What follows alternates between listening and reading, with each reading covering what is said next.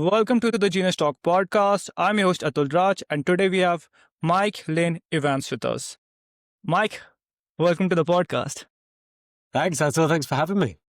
Awesome. So, for our listeners who don't know you, can you tell them who you are and what do you do? Yeah, okay. So I'm Mike. I'm based in London in the UK, and I'm a communication specialist. So I run two companies. I run a company called Forefront, and we provide coaching, training, consultancy in the areas of communication. So we go into businesses and we help with HR, so the internal side of communication, and with PR, with the sales and the external side of communication.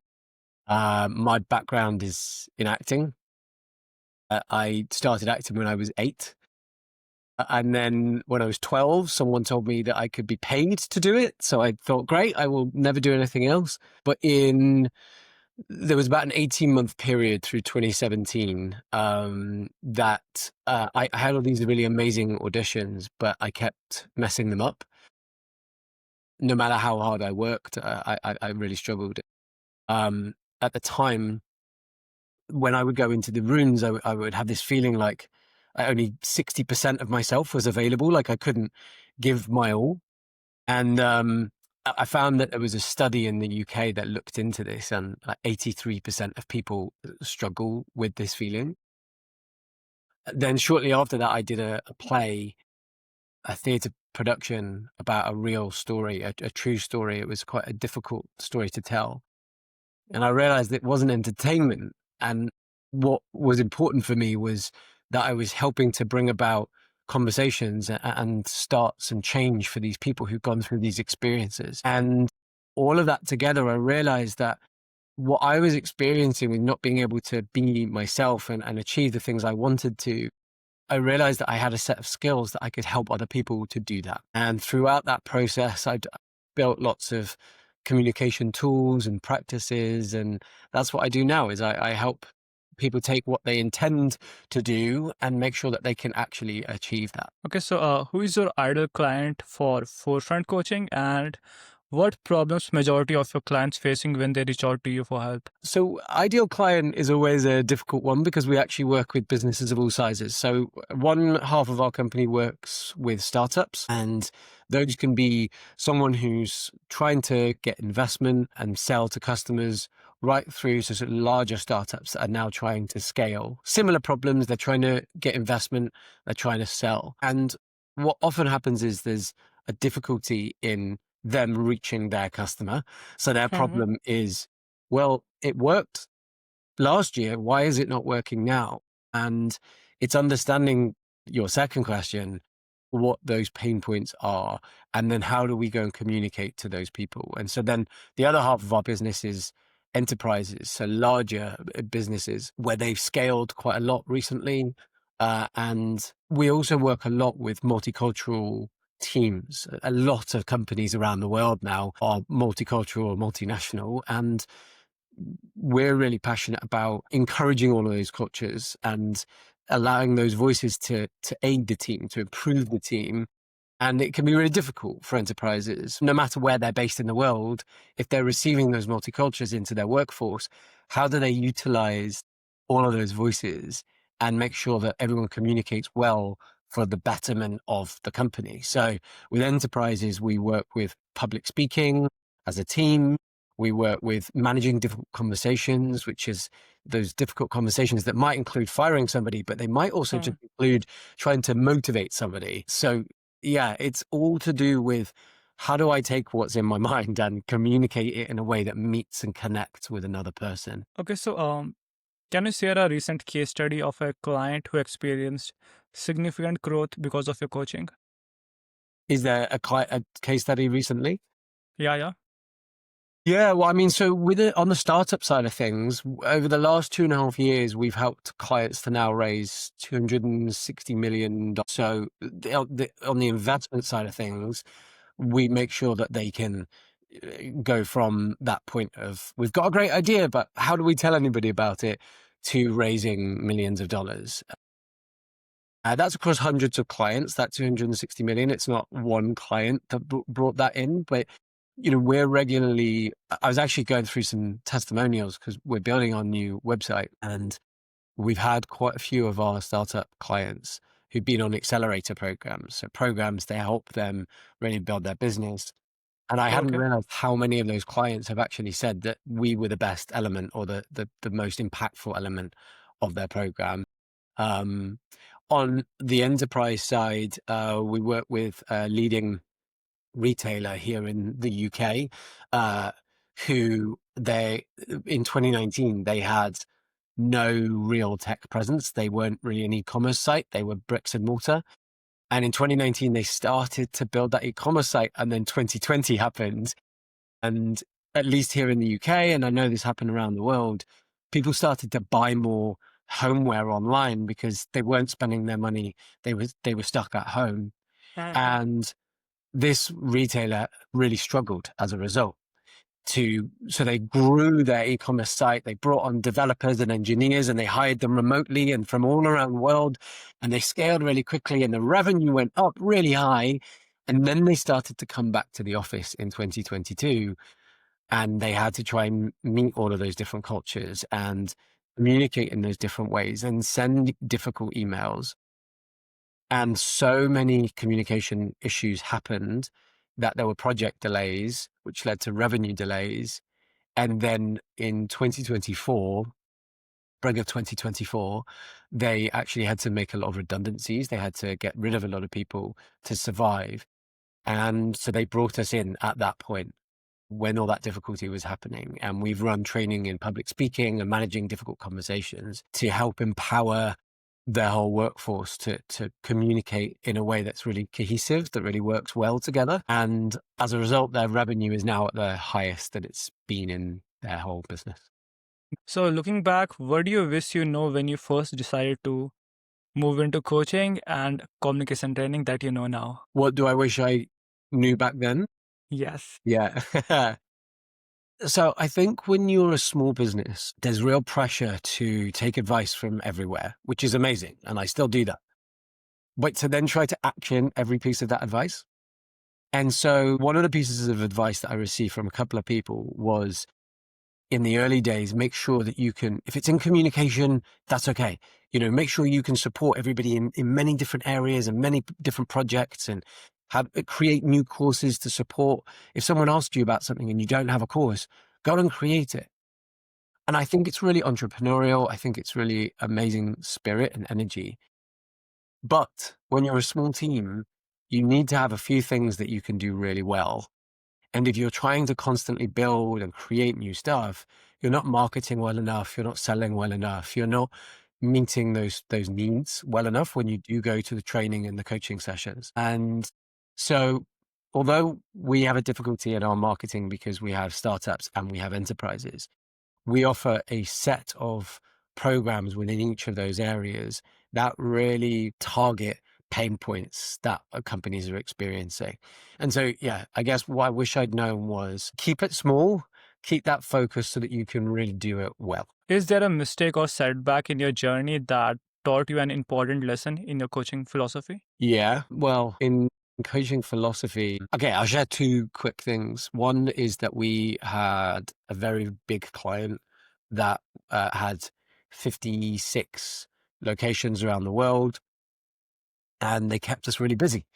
And I brought on more coaches and more trainers so that we could facilitate. And they then had huge budget issues after a couple of years of working with them and had to make some cuts. We were one of the few consultants that they retained. We were one of only two. So that was a great thing. But some of their offices around the world had to close, and the existing offices had to cut their budgets by about 30%. So they would still work with us, but it was now 60 or 70% of what we had been doing. And so it meant that almost not overnight, but within about a month, we lost huge amount of projected revenue. And so I guess it's not around the coaching philosophy, but that's as a business in coaching and in training, you need to diversify no matter how rich and how profitable a particular client is. You need to diversify that portfolio. With regards to coaching philosophy, I came from a background in acting. And in acting, everything is about you and what you give. And so the success metrics are all about the individual person. So even with every coach and every trainer that I brought on board, they're all from an acting background. And there can be this idea to make sure we give you as much as possible. We give you these tools and we give you these methods and these ways of working so that, you really go away with feeling full. But when I trained to be an ICF, so an International Coaching Federation coach, you learn the importance of listening and of silence. Because when you ask the important questions, which we always did even before that, you need to make sure that you don't just take the first answer. You leave space and silence to really learn about what's happening for that person. Because if you've only got a 45-minute session or even a 60-minute session, the real value comes in meeting them where they are and making sure that they get the benefit from those pain points. Make sure that you address those rather than loading them with tools that are great tools, but maybe it's not what they need today. And it's a lesson I've had to learn myself and really develop myself. And the same has happened with all of my coaches that have come to forefront. We have to talk a lot about leaving that space and that silence and being really curious, not just ask the question, wait for them to stop speaking, ask the next question. Okay, so in your forefront coaching, there is a core service.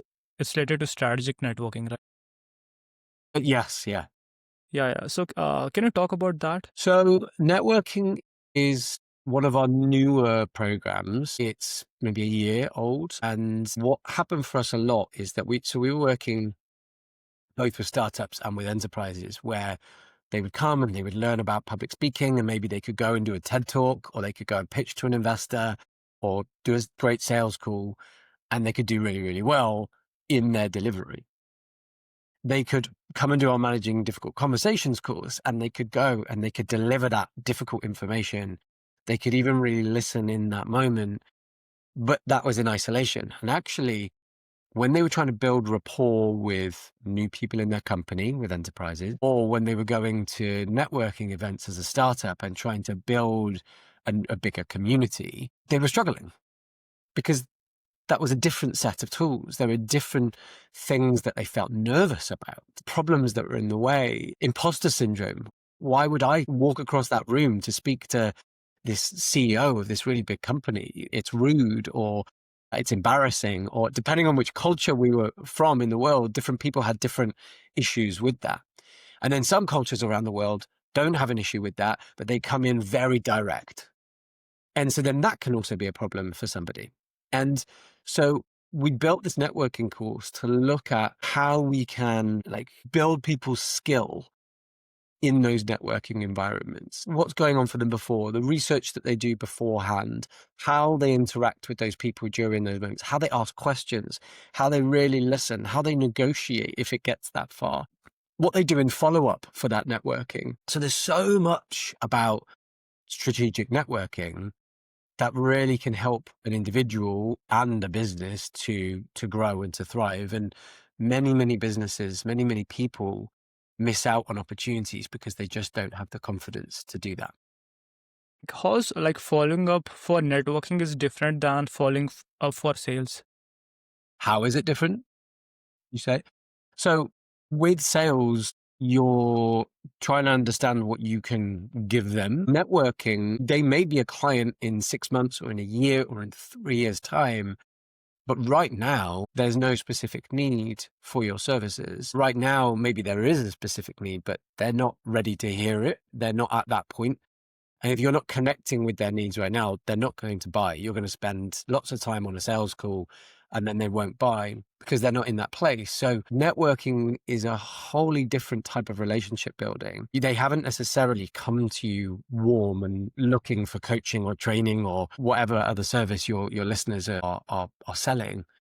So you could just say, well, I don't have time for these people. If they're not ready to buy my services, then it doesn't matter.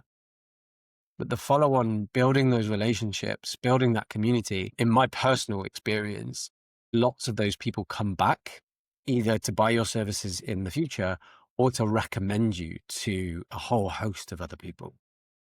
So, why is strategic networking so vital for startups and entrepreneurs? And what advice do you give founders who are hesitating with networking? So why is it so important? I've talked just now quite a lot about community. Yeah, And I think as a startup, whether you're a solo founder or you have a co-founder, maybe there's even 4 or 5 of you, it can still be really, really lonely.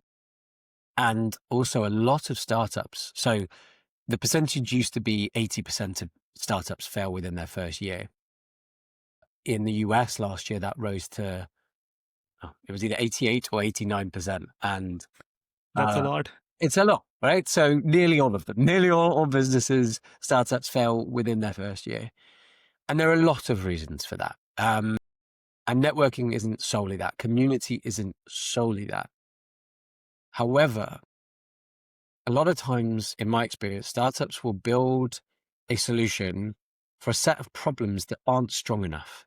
So they create an amazing product or service, and then they start trying to sell, and people don't really need it. And if you've lived in an echo chamber of one person or even 5 people, and you're having very exciting days and you're working 15-hour days and you're creating product and you're iterating and you're excited as a team to change and to develop, then it feels like you're doing something really important.